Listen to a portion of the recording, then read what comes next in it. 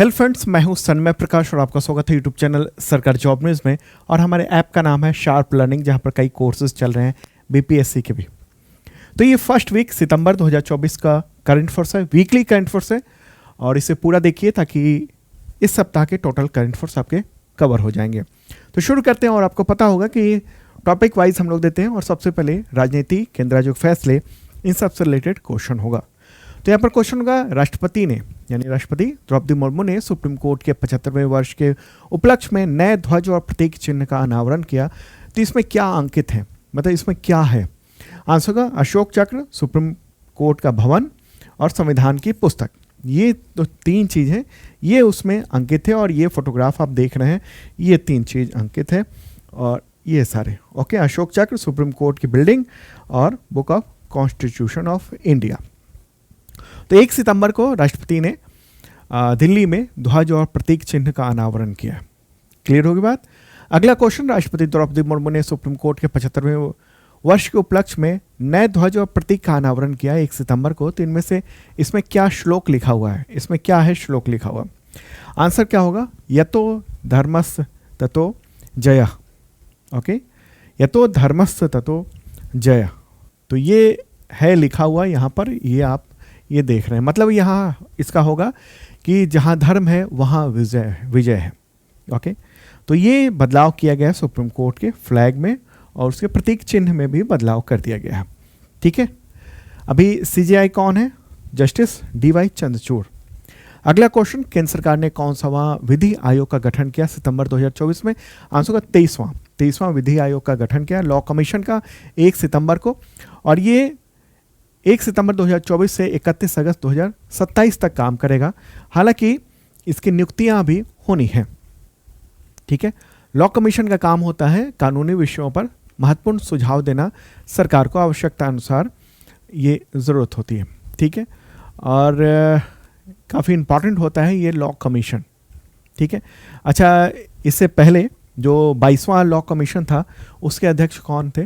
तो जस्टिस ऋतुराज अवस्थी। ठीक है, अगला क्वेश्चन लेते हैं। पश्चिम बंगाल विधानसभा ने यौन उत्पीड़न के मामलों में कड़ी सजा के लिए अपराजिता महिला एवं बाल विधेयक पश्चिम बंगाल आपराधिक कानून एवं संशोधन विधेयक 2024 पारित किया है। तो इसमें कितनी सजा का प्रावधान है? अधिकतम। आंसर का जीवन भर की कठोर सजा, जुर्माना और फिर मौत की सजा। ठीक है, तो कड़ी सजा के लिए किया गया है, और अधिकतम ये सजा का प्रावधान किया गया है पश्चिम बंगाल में। ये वहाँ पर क्या हुआ, वहाँ जो आर्जिकल मेडिकल कॉलेज है वहाँ पर रेप और मर्डर का मामला आया था, और उसके बाद जो वहाँ जन भावनाओं में जो सरकार के खिलाफ पूरा माहौल बना, उसके बाद सरकार को ये कदम उठाना पड़ा है। वहाँ की मुख्यमंत्री हैं ममता बनर्जी। अगला क्वेश्चन, राजस्थान सरकार ने राज्य पुलिस अधीनस्थ सेवा नियम 1989 में संशोधन करने का निर्णय लिया है। तो इसके तहत पुलिस में महिलाओं के लिए कितने प्रतिशत आरक्षण को मंजूरी दी गई है? आंसर का 33%। ठीक है, 33% आरक्षण वहाँ पर कर दिया गया है महिलाओं के लिए 4 सितंबर को। ओके, पुलिस विभाग में मुख्यमंत्री भजनलाल शर्मा जो हैं, उनकी कैबिनेट ने ये फैसला किया था। वहाँ पर गवर्नर कौन है? हरिभाऊ किशनराव बागरे। अब आगे बढ़ते हैं और नियुक्ति से रिलेटेड महत्वपूर्ण क्वेश्चन लेते हैं। उससे पहले आपको बताऊं कि इसका पीडीएफ भी अवेलेबल है। तो ऐप जो है ना, शार्प लर्निंग ऐप नाम है उसका, ऐप का, आप गूगल प्ले से डाउनलोड कर सकते हैं, या इस वीडियो के डिस्क्रिप्शन में चेक कर लेना। तो वहाँ पर जिन लोगों ने मेंबरशिप लिया हुआ है या कोई कोर्स परचेज किया हुआ है, उनको इसका पीडीएफ मिल जाएगा। और मेंबरशिप कई तरह के हैं, एक है आईएसपीसीएस मेंबरशिप और दूसरा है बेसिक मेंबरशिप, जिसमें बेसिक में railway, police, teacher, SSC, state SSC, इन सब लेवल का जो करंट अफेयर्स है वो कवर होता है। और हाँ, अगर आप बीपीएससी की तैयारी करना चाहते हैं, वो भी 71st की, यानी जिसका अगले साल एग्जामिनेशन होना है, तो उसके जीएस फाउंडेशन बैच हम लोग ने शुरू कर दिया है। प्री और मेंस का 1 अक्टूबर से क्लासेस शुरू हो रही हैं, और ऑफर प्राइस है, प्राइस बढ़ जाएगा बहुत जल्दी, तो रजिस्टर कर सकते हैं। और इसमें यह है कि 1 अक्टूबर से क्लासेस होंगी, 10 मंथ का पूरा कोर्स होगा, अलग अलग सब्जेक्ट के रिलेटेड जो एक्सपर्ट हैं वो सब आपको पढ़ाएंगे। मेंस और पीटी दोनों की तैयारी कराएंगे, टेस्ट लेंगे। ओके, लाइव बैच होगा, रिकॉर्डेड भी मिल जाएगा, बाइलिंगुअल होगा, मुख्य रूप से हिंदी में पढ़ाई होगी, हैंड रिटन नोट्स मिलेगा, पीडीएफ मिलेगा, आप प्रिंट करा सकते हैं उसको, वीडियो कई बार देख सकते हैं। पीटी टेस्ट होगा ऑनलाइन, और ऑफलाइन जो है ना वो टेस्ट होगा, मेंस का टेस्ट होगा। ठीक है। और करंट अफेयर्स मैं पढ़ाऊंगा, इसके अलावा विशेषज्ञ शिक्षक हैं, इतिहास, भूगोल, अर्थशास्त्र, राज्य व्यवस्था, विज्ञान और बिहार स्पेशल भी। तो इस वीडियो के डिस्क्रिप्शन में शार्प लर्निंग का ऐप है, आप ज्वाइन कर सकते हैं। बस अब कुछ दिन बचे हैं, प्राइस बढ़ जाएंगे। चलिए आगे बढ़ते हैं और अपॉइंटमेंट से रिलेटेड क्वेश्चन लेते हैं। और पहला क्वेश्चन इससे रिलेटेड है, देश के नए कैबिनेट सेक्रेटरी कौन है, क्या नाम है उनका? टीवी सोमनाथन। क्या नाम है? टीवी सोमनाथन। पिछले इससे पहले कौन थे? तो राजीव गौबा थे, वो रिटायर हो गए 30 अगस्त को। उसके बाद इन्होंने कार्यभार संभाल लिया है। तमिलनाडु कैडर के आईएएस अधिकारी हैं। कैबिनेट सेक्रेटरी जो होता है वो देश की कार्यपालिका, उसका सबसे वरिष्ठ पद होता है, ठीक है। तो ये काफ़ी इंपॉर्टेंट पोस्ट होता है। आगे बढ़ते हैं, अगला क्वेश्चन, केंद्र सरकार ने राष्ट्रीय सुरक्षा गार्ड यानी एनएसजी का नया डायरेक्टर जनरल किसे नियुक्त किया है? आंसर का बी श्रीनिवासन। क्या नाम है? बी श्रीनिवासन। तो उनको नलिन प्रभात की जगह नियुक्त किया गया है। एनएसजी आपको पता है नेशनल सिक्योरिटी गार्ड है, विशेष बल है जो कि आतंकवाद विरोधी कार्रवाई से निपटने में सक्षम होता है। ब्लैक कैट्स के नाम से भी इसको जाना जाता है। इसका गठन हुआ था 1984 में, ठीक है। और मुंबई में जो 26/11 की घटना हुई थी उस दौरान एनएसजी ने बहुत ही अहम भूमिका निभाई थी। आगे बढ़ते हैं, अगला क्वेश्चन, सीमा सुरक्षा बल यानी बीएसएफ, उसके नए डायरेक्टर जनरल कौन बने हैं? महानिदेशक। आंसर होगा दलजीत सिंह चौधरी, ठीक है, दलजीत सिंह चौधरी। तो 2025 नवंबर तक वो इस पद पर रहेंगे। यूपी कैडर के आईपीएस अधिकारी हैं, 1990 बैच के। और बीएसएफ के बारे में आप जानते होंगे, ये प्रमुख अर्ध सैनिक बल है यानी पैरामिलिट्री फोर्स है जो देश की सीमाओं की रक्षा करता है। खासतौर पर पाकिस्तान और बांग्लादेश से जुड़ी हुई जो अंतर्राष्ट्रीय सीमा है उसकी सुरक्षा का जिम्मा सीधे तौर पर इसके पास है। इसकी स्थापना हुई थी बीएसएफ की 1965 में। आगे बढ़ते हैं, अगला क्वेश्चन, केंद्रीय औद्योगिक सुरक्षा बल यानी सीआईएसएफ के नए डायरेक्टर जनरल कौन नियुक्त किए गए हैं? आंसर का राजविंदर सिंह भट्टी। क्या नाम है? राजविंदर सिंह भट्टी। तो इन्होंने किसकी जगह ली? नीना सिंह की जगह ली, ओके। और बिहार कैडर के 1990 बैच के आईपीएस अधिकारी हैं ये, ठीक है। अच्छा, इससे पहले जो नीना सिंह थी ना, वो सीआईएसएफ की पहली महिला डायरेक्टर जनरल थी, नीना सिंह, ओके। तो ये भी नाम आप ध्यान रखिएगा हमेशा। और अभी कौन है? राजविंदर सिंह भट्टी है, ठीक है। और सीआईएसएफ के बारे में आप जानते हैं, एक सेंट्रल फोर्स है और ये औद्योगिक सुरक्षा करता है तमाम, चाहे वो एयरपोर्ट हो, चाहे वो रिफाइनरी हो देश की, या फिर कोई प्राइवेट इंडस्ट्री भी बहुत बड़ी है, अगर उसकी सुरक्षा करने का जिम्मा है तो वो भी ये काम करता है। इसकी स्थापना की गई थी 10 मार्च 1969 को, ठीक है। किस मंत्रालय के अंतर्गत आता है? तो ये सारे जितने भी पैरामिलिट्री फोर्सेस हैं या सीएपीएफ कहिए, सेंट्रल सीएपीएफ होता है, सेंट्रल आर्म्ड पुलिस फोर्स, उसी में कई सारे होते हैं, बीएसएफ, सीआईएसएफ, ये सब। तो ये सब जो है ना वो गृह मंत्रालय के अंतर्गत आता है, ठीक है। तो ये सीआईएसएफ भी। अगला क्वेश्चन, बिहार राज्य के नए पुलिस महानिदेशक यानी डीजीपी कौन नियुक्त किए गए? आंसर होगा आलोक राज, ठीक है, आलोक राज नियुक्त किए गए हैं। अगला क्वेश्चन, इंडियन ऑयल कॉरपोरेशन के चेयरमैन का अतिरिक्त प्रभार किसने संभाला है? आंसर होगा वी सतीश कुमार। क्या नाम है? वी सतीश कुमार, ठीक है। ये भारत की सबसे बड़ी तेल और गैस कंपनी है और प्रमुख सार्वजनिक क्षेत्र की कंपनी है, मुख्यालय दिल्ली में है। स्थापना हुई थी इसकी यानी इंडियन ऑयल कॉरपोरेशन IOCL 1959 में। कब? 1959 में। अब आगे बढ़ते हैं और डिफेंस रिलेटेड क्वेश्चन लेते हैं, और पसंद आ रहा हो तो लाइक बटन दबा दीजिएगा। क्वेश्चन होगा, भारत फ्रांस द्विपक्षीय नौसैन्य अभ्यास का नाम बताएं जिसका 22वां संस्करण भूमध्य सागर में आयोजित किया गया है। आंसर होगा वरुण। क्या नाम है? वरुण। ये 2 से 4 सितंबर तक आयोजित किया गया और इसमें INS तबर ने हिस्सा लिया है। P-8I जो विमान है पहली बार उसको यूरोप में तैनात भी किया गया था, ठीक है। भारत फ्रांस के बीच में ये आयोजन हुआ था, ओके। अच्छा, भारत फ्रांस के बीच में 3 तरह के द्विवार्षिक प्रशिक्षण अभ्यास होते हैं।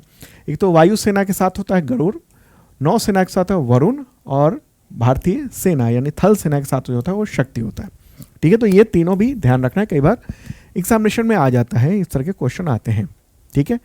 आगे बढ़ते हैं, अगला क्वेश्चन लेते हैं। भारत और किस देश की नौसेना ने सितंबर 2024 में पनडुब्बी यानी सबमरीन चालक दल की सुरक्षा बढ़ाने के लिए एक समझौते पर सिग्नेचर किया है? आंसर का इसका दक्षिण अफ्रीका। उद्देश्य क्या है इसका? तो उद्देश्य है कि जो सबमरीन की दुर्घटना हो सकती है तो उसे कैसे बचाव किया जाए, ज़रूरत पड़ने पर भारतीय नौसेना वहाँ पर मदद करेगी और जो अपना डीप सबमर्जेस रेस्क्यू व्हीकल है DSRV उसको तैनात करेगी। इस तरह का व्हीकल होता है जो बचाव का काम करता है, ठीक है। वही ये था कि अभी कुछ वक्त पहले ही वहाँ पर एक एक्सीडेंट हुआ था और उसके बाद वहाँ पर दक्षिण अफ्रीका में ये हुआ, बहस हुई कि सबमरीन की सुरक्षा के लिए एक्सपर्ट चाहिए होंगे, तो भारत को कांटेक्ट किया उसने, ठीक है। दक्षिण अफ्रीका, उसकी राजधानी क्या है? 3 राजधानियां हैं, प्रिटोरिया, केपटाउन और ब्लोमफोंटेन। मुद्रा है वहाँ की दक्षिण अफ्रीकी रैंड। राष्ट्रपति कौन है वहाँ के? Cyril Ramaphosa. दक्षिण अफ्रीका मैप भी है यहाँ पर, दिखा देते हैं। प्यारा भारत है अपना और अफ्रीका में है दक्षिण अफ्रीका, सबसे दक्षिण की ओर। तो यहाँ पर ये रेड कलर में आप देख रहे हैं, ठीक है, दक्षिण अफ्रीका। चलिए बढ़ते हैं आगे। अगला क्वेश्चन, राष्ट्रपति द्रौपदी मुर्मू ने 78वें गणतंत्र दिवस पर सशस्त्र बलों और केंद्रीय सशस्त्र पुलिस बलों के कर्मियों के लिए कितने वीरता पुरस्कारों को मंजूरी दी है? आंसर का 103, टोटल 103 वीरता पुरस्कारों की मंजूरी दी गई है। कौन कौन से हैं इसमें? तो कीर्ति चक्र हैं 4, शौर्य चक्र हैं 18, सेना मेडल है 1, सेना पदक है 63, नौसेना पदक है 11 और वायुसेना पदक है वीरता का 6। ये टोटल ये दिए गए हैं, ठीक है। तो इसमें से जो महत्वपूर्ण है वो आप ये याद रखिएगा, कीर्ति चक्र और शौर्य चक्र, ठीक है। ये कब दिया जाता है, किस लिए दिया जाता है, तो ये ध्यान रखिए। युद्धकालीन जो सर्वोच्च वीरता पुरस्कार है वो परमवीर चक्र, महावीर चक्र और वीर चक्र होता है, ठीक है। पूछा जाता है एग्जामिनेशन में कि बताइए कि वीर चक्र जो है किस काल में दिए जाने वाला सर्वोच्च पुरस्कार है? तो ये युद्धकालीन। या परमवीर चक्र कब दिया जाता है, महावीर चक्र कब दिया जाता है, ठीक है, तो युद्धकालीन में होता है, ओके। जैसे ये वीर चक्र जो है वो दिया गया था जब गलवान वाले जो घटना हुई थी ना, उसके बाद तो भारत सरकार ने उसको एक युद्ध की तरह माना था। शांति काल में सर्वोच्च वीरता पुरस्कार क्या होता है? अशोक चक्र, कीर्ति चक्र और शौर्य चक्र, जो अभी ये दोनों दिया गया। अन्य वीरता पुरस्कार जो ना सेना पदक, नौसेना पदक, वायुसेना पदक या पुलिस पदक, ये सब होते हैं, ठीक है। तो जो पुरस्कार दिया गया है उन सब की लिस्ट भी यहाँ पर मैंने दे दी है। हालांकि नाम नहीं पूछा जाएगा, पूछा यही सब जाएगा जो ये मैंने आपको बताया है, ये पूछा जाएगा और आपको ये सब पूछ दिया जाएगा 2 की कीर्ति चक्र या शौर्य चक्र किनको मिले हैं, ठीक है। तो ये आप ध्यान रखेगा। नाम मैंने यहाँ दे दिया है, PDF में भी दे दिया है। नाम पूछे नहीं जाते हैं, अक्सर ऐसा होता है, विरले ही होते हैं जब पूछे जाते हैं नाम, ठीक है। हाँ, परमवीर चक्र वगैरह के नाम पूछ दिए जाते हैं, ठीक है। तो ये PDF में मैंने दे दिया है, एक नज़र डाल सकते हैं आप। आगे बढ़ते हैं, अगला क्वेश्चन। केंद्र सरकार ने भारतीय वायुसेना के किस लड़ाकू विमान को अपग्रेड करने के लिए HAL से, यानी हिंदुस्तान एरोनॉटिकल्स लिमिटेड से 240 एयरो इंजन AL-31FP उसकी खरीद को मंजूरी दी है? आंसर क्या होगा? आंसर होगा Su-30 MKI, सुखोई 30 MKI, इसको फुल फॉर्म कहेंगे हम। तो इसकी खरीद जो है ना ऑल टैक्स और फीस सहित करीब 26,000 करोड़ से अधिक की होगी। ये एयरो विमान होगा और उसकी आपूर्ति 1 साल बाद यानी 2025 से शुरू हो जाएगी और 8 सालों तक पूरी हो जाएगी। तो ये जो विमान है ना सुखोई MKI 30, ये मतलब मूलतः जो है रशियन मेड है, लेकिन भारत में इसका निर्माण होता है। तो भारत में निर्माण होता है, होने लगा है रूस के सहयोग से। तो अब ज़रूरत पड़ी है कि इसका इंजन चेंज किया जाए ताकि इसकी जो कैपेसिटी है ना और ज़्यादा बेहतर कर दी जाए। तो इसलिए ये काम किया जा रहा है। HAL के कारापोर्ट डिवीज़न में ये सारे काम होंगे। HAL इन इंजनों की आपूर्ति करेगा वायुसेना के विमानों को सुचारू बनाने के लिए। HAL इन इंजनों को के बनाने में काफ़ी महत्वपूर्ण भूमिका निभा रहा है और अपग्रेडेशन में टोटल काफ़ी खर्चा आने वाला है 63,000 करोड़ रुपए, ठीक है। और इंजन जो है ना अमेरिकी कंपनी के साथ मिलकर HAL जो है ना वो निर्माण करेगी। सुखोई 30 MKI एक शानदार रूसी लड़ाकू विमान है और निर्माण भारत में, जैसे मैंने बताया, रूस के सहयोग से HAL भी करता है इसका निर्माण। ये हवा से हवा और हवा से धरती पर आक्रमण करने में शानदार है। भारत, चीन, रूस, वेनेजुएला, मलेशिया और कई देश इसका इस्तेमाल करते हैं। 2120 किलोमीटर प्रति घंटे की स्पीड से ये उड़ सकता है। 57,000 किलोमीटर की ऊंचाई, 57,000 फीट की ऊंचाई तक ये उड़ान भर सकता है, ऊंचाई तक जा सकता है 57,000 फीट। चलिए आगे बढ़ते हैं। पसंद आ तो एक लाइक बटन दबा दीजिए और शेयर कर दीजिए अपने दोस्तों को, और जिन लोगों ने अब तक इस चैनल को सब्सक्राइब नहीं किया उनसे पहले कर लें सब्सक्राइब। अब स्पोर्ट्स से रिलेटेड महत्वपूर्ण क्वेश्चन लेंगे। यूएस ओपन 2024 का पुरुष एकल खिताब किस टेनिस खिलाड़ी ने जीता है? आंसर क्या हुआ? Jannik Sinner. क्या नाम है? Jannik Sinner. और ये रहा इनका फोटोग्राफ। उन्होंने अमेरिका के टेलर फ्रिट्ज को हराया। किसको? टेलर फ्रिट्ज को हराया। और यूएस ओपन जीतने वाले वो इटली के पहले टेनिस प्लेयर बन गए हैं। ठीक है, तो अभी के जो ग्रैंड स्लैम है ना, वो जो विजेता है वो आप देख लीजिए। देखिए ग्रैंड स्लैम जो होता है वो कितने होते हैं? ये 4 होते हैं। यूएस ओपन होता है, विंबलडन होता है, फ्रेंच ओपन होता है और ऑस्ट्रेलियन ओपन होता है। ये भी पूछा जाता है कि इनमें से कौन सा जो है वो फ्रेंच ओपन, या इनमें से कौन जो है ग्रैंड स्लैम नहीं है, इनमें से कौन सा ग्रैंड स्लैम है। तो ये तो आपको याद रखना है। ठीक है, कई बार ये भी पूछा जाता है, विजेता और उप विजेता भी कई बार पूछ दिया जाता है, लेकिन ये कभी कभी होता है। ये वाला तो इंपॉर्टेंट हो जाता है। ठीक है, तो ये भी पढ़ लेना है आपको। अब अवार्ड से रिलेटेड महत्वपूर्ण क्वेश्चन लेंगे। क्वेश्चन होगा, अकेले इंग्लिश चैनल यानी इंग्लैंड और फ्रांस के बीच में जो है ना, जो समुद्र का इलाका है, तो उसको तैर कर पार करने वाले सबसे उम्रदराज भारतीय कौन बन गए? यहाँ पर ध्यान रखिएगा, ये दुनिया का पहला नहीं है, भारत का पहला इतने उम्र में। आंसर होगा सिद्धार्थ अग्रवाल। ठीक है, सिद्धार्थ अग्रवाल। और ये रहा फोटोग्राफ इनका। इंग्लिश चैनल क्या है, एक बार मैप के जरिए बता देते हैं आपको। ये अपना प्यारा भारत है। और कहाँ चलेंगे? चलेंगे अब हम लोग यूरोप की ओर। ठीक है, यूरोप चलते हैं। ये वाला पूरा हिस्सा यूरोप है और ये यूनाइटेड किंगडम कहेंगे। ओके, यूनाइटेड किंगडम है और यहाँ पर ये फ्रांस है। तो क्या है ना, यहाँ से लेकर और यहाँ तक की जो समुद्र का इलाका है ना, इसको इंग्लिश चैनल कहा जाता है।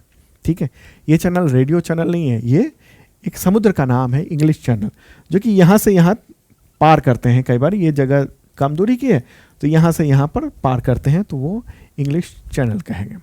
ठीक है, और ये जो है उत्तरी नॉर्थ सी को अटलांटिक महासागर से ये जोड़ता है। ठीक है, 42 किलोमीटर का करीब जल मार्ग है यहाँ से यहाँ तक, ये सबसे नज़दीक है। तो वहाँ सिद्धार्थ ने ये तैराकी की है शानदार ढंग से। मूलतः बेंगलुरु के रहने वाले हैं, 49 ईयर के हैं। अब इंपॉर्टेंट लोगों के जो निधन हुए हैं उससे रिलेटेड क्वेश्चन होगा, प्रख्यात फिल्म विद्वान अरुणा वासुदेव का निधन हो गया 5 सितंबर 2024 को। तो उन्हें किस उपनाम से जाना जाता था? आंसर होगा एशियाई सिनेमा की जननी, इस नाम से जाना जाता था। द हिंदू ने यही टाइटल दिया है इनको। ठीक है, उम्र संबंधित समस्याओं की वजह से उनका निधन हो गया। 88 ईयर की थी और प्रसारण टेलीविजन के शुरुआती दशकों में वो शामिल रही हैं। 1988 में सिनेमाया नाम की फिल्म पत्रिका, त्रैमासिक पत्रिका, उसकी संस्थापक संपादक भी बनी थी और फिल्मों पर वो शानदार उसमें लेख लिखती थी। अगला क्वेश्चन योजना से रिलेटेड। भारत का पहला एशियाई किंग जटायु यानी गिद्ध संरक्षण और प्रजनन केंद्र, इसको शॉर्ट में कहेंगे JCBC, तो किस शहर में स्थापित हुआ जिसका उद्घाटन योगी आदित्यनाथ ने किया है? आंसर होगा गोरखपुर में। ठीक है, गोरखपुर में इसकी स्थापना की गई है। 6 सितंबर को उन्होंने उद्घाटन किया है JCBC का। JCBC को हिंदी में फुल फॉर्म होगा Jatayu conservation and breeding centre. ठीक है, तो यहाँ पर गिद्धों का संरक्षण किया जाएगा। ये गोरखपुर जिले में वहाँ पर उद्घाटन किया गया है इस सेंटर का। देखिए गिद्ध जो हैं वो विलुप्त हो रहे हैं और गिद्ध जो हैं हमारे प्रकृति के शानदार सफाई कर्मी हैं। ठीक है, सफाई कर्मी हैं और इनका ख़त्म होना, क्योंकि क्यों ख़त्म हो रहे हैं? पेस्टिसाइड की वजह से, बहुत बड़ी वजह है पेस्टिसाइड, इसकी वजह से ये ख़त्म हो रहे हैं। ओके, जानवर ने पेस्टिसाइड खाया, वो मरा, और इसने जानवरों को खा लिया और ये भी मर गया। तो ये स्थिति है। ओके, चलिए अब आगे बढ़ते हैं, अगला क्वेश्चन लेते हैं। नेक्स्ट क्वेश्चन होगा यहाँ पर, केंद्र सरकार ने बिहार के बिहटा में कितने रुपए के अनुमानित लागत से एक नए सिविल एनक्लेव के डेवलपमेंट को मंजूरी दी है, जिससे पटना एयरपोर्ट की क्षमता की जो सीमाएं हैं उसकी बाधाएं दूर हो जाएंगी। पटना एयरपोर्ट को आपने देखा होगा, छोटा सा एयरपोर्ट है वो। ठीक है, हालांकि उसकी कंस्ट्रक्शन वगैरह चल रहा है लेकिन रनवे छोटा है। तो अब ज़रूरत पड़ी है कि अगर भीड़ ज़्यादा होती है, क्योंकि अब तो आवागमन में हवाई जहाज़ का इस्तेमाल बहुत तेज़ी से बढ़ रहा है, तो इस वजह से आंसर क्या होगा 1413 करोड़ रुपए। ठीक है, 1413 करोड़ रुपए। तो बिहटा के लिए ये नए सिविल एनक्लेव को मंजूरी दी गई है, पटना में ही है। ठीक है, एकीकृत टर्मिनल होगा और 50 लाख यात्री सालाना यहाँ पर जा सकेंगे, आ सकेंगे। ये एक क्षमता के लिए होगा, क्षमता बढ़ाई जा रही है। अनुमानित लागत इसकी 1413 करोड़ रुपए ये रखी गई है। बिहार की बात कर रहे हैं, राजधानी पटना है, chief minister Nitish Kumar, governor Rajendra Vishwanath Arlekar हैं। अगला क्वेश्चन, केंद्र सरकार ने पश्चिम बंगाल के बागडोगरा में कितने रुपए के अनुमानित लागत से एक नए सिविल एनक्लेव के डेवलपमेंट को मंजूरी दी है? आंसर का 1549 करोड़ रुपए, 1549 करोड़ रुपए। तो मंत्रिमंडल ने ये फैसला किया है। बागडोगरा वो दार्जिलिंग जिले में स्थित है, पश्चिम बंगाल का जो दार्जिलिंग जिला है ना, उस वहाँ पर स्थित है। ठीक है, पश्चिम बंगाल के मुख्यमंत्री ममता बनर्जी हैं और गवर्नर है सीवी आनंद बोस। अगला क्वेश्चन लेते हैं और क्वेश्चन यहाँ पर अंतर्राष्ट्रीय संगठन से अब आ रहा है। क्वेश्चन होगा, भारत ने क्वाड शिखर सम्मेलन 2024 की मेजबानी किस देश के साथ एक्सचेंज किया या कहें स्वैप कर लिया, जिससे अब 2025 में यह सम्मेलन भारत में होगा? आंसर होगा यूएसए। ठीक है, ये आयोजन हो भी गया है क्वाड समिट, तो नेक्स्ट वीक का जो करंट फोर्स होगा उसमें हम बताएंगे आपको। ठीक है, तो क्वाड मतलब ये 4 देश हैं, भारत, जापान, अमेरिका और ऑस्ट्रेलिया। तो चतुर्भुज बनता है, इसलिए इसको क्वाड्रिलेटरल डायलॉग, ठीक है, ये है तो क्वाड कहेंगे इसको। आगे बढ़ते हैं और अब विदेश से रिलेटेड क्वेश्चन लेंगे, अंतर्राष्ट्रीय संबंध से रिलेटेड। फ्रांस के प्रधानमंत्री का नाम बताएं जिन्होंने सितंबर 2024 में प्रभार ग्रहण किया है। नए प्राइम मिनिस्टर बन गए हैं फ्रांस में, क्या नाम है? Michel Barnier. क्या नाम है? Michel Barnier.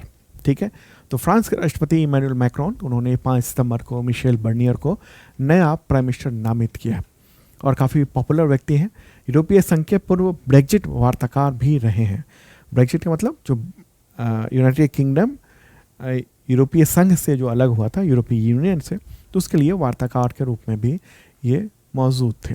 ठीक है, तो संसदीय चुनाव में पूर्व प्रधानमंत्री जो थे ना, गैब्रियल एटल, जिन्होंने खुद को गे प्राइम मिनिस्टर दुनिया का पहला बताया था, तो उनकी सरकार जो है वो बहुमत में नहीं आ पाई, हार गई थी और ये हार वहाँ के राष्ट्रपति के लिए झटके वाली थी। ठीक है, जो इमैनुअल मैक्रोन हैं उनके लिए भी। तो अब इनको नया प्राइम मिनिस्टर बनाया गया है। ठीक है, मिशेल बर्नियर को।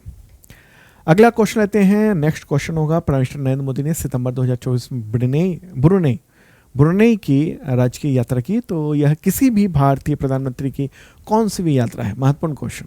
आंसर का पहली यात्रा थी। ठीक है, ब्रुनेई में पहली यात्रा रही है ब्रुनेई में। ओके, अगला क्वेश्चन लेते हैं, प्राइम मिनिस्टर नरेंद्र मोदी ने सितंबर 2024 में किस शहर में स्थित अली सैफुद्दीन मस्जिद का दौरा किया? आंसर होगा बंदर सेरी बेगवान। बंदर सेरी बेगवान। ठीक है, तो ये वहाँ पर गए थे।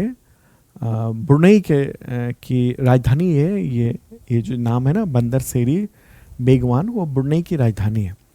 तो 3 सितंबर को उन्होंने अली सैफुद्दीन मस्जिद का दौरा किया और वहाँ पर एक उच्चायोग के कैंपस का भी उद्घाटन किया था। यहाँ के सुल्तान हैं, सुल्तान जो ये देख रहे हैं आप, ये सुल्तान है, काफ़ी अमीर हैं और इनका नाम है सुल्तान हाजी हसनल बोलकिया।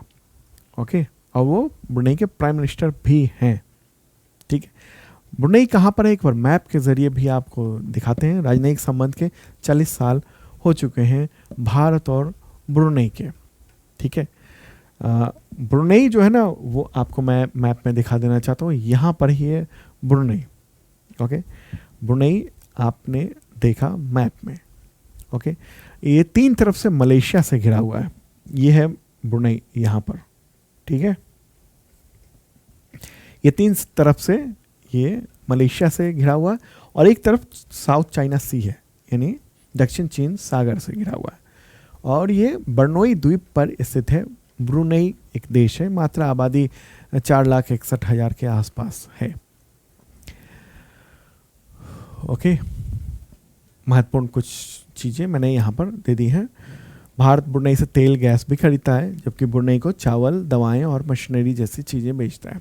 40 साल पूरे हो चुके हैं डिप्लोमेटिक रिलेशन के वहाँ से ब्रुनेई और भारत के। ठीक है, चलिए आगे बढ़ते हैं। अगला क्वेश्चन, प्राइम मिनिस्टर नरेंद्र